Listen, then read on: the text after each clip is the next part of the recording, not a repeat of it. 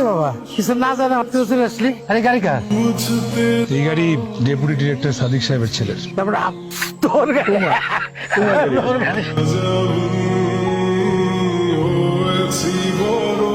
খুব সুন্দর হয়েছে রে। দাদা ভাই, দেখছো এটা কার গাড়ি? আরে আমার ছেলে স্বামী। আমি যেটা পারি নাই সেটা আমার ছেলে করে দেখাইছে, বুঝছো? কেমন লাগছে তোমার? ভালো। সন্তান যখন ভালো থাকে, অনেক বড় কিছু করে, তখন নিজেকে সফল মনে হয়। মনে হয় যে বাবা হিসেবে আমি সার্থক। নিজের পায়ে দাঁড়াইছিস, মনে হয় যে আমার সে সফল আর কেউ আছে। আমি কখনো আমার বাবাকে জড়িয়ে ধরে চুমু খাইনি, আমার অনুভূতিগুলো প্রকাশ করিনি। আমি কখনো তাদের বলিনি আমি তাদের কতটা ভালোবাসি, গোপনে তাদের জন্য কতটা দোয়া করি। আমার একটাই চাওয়া, আমি যেন পূরণ করতে পারি তাদের সকল ইচ্ছে ও সকল পাওয়া।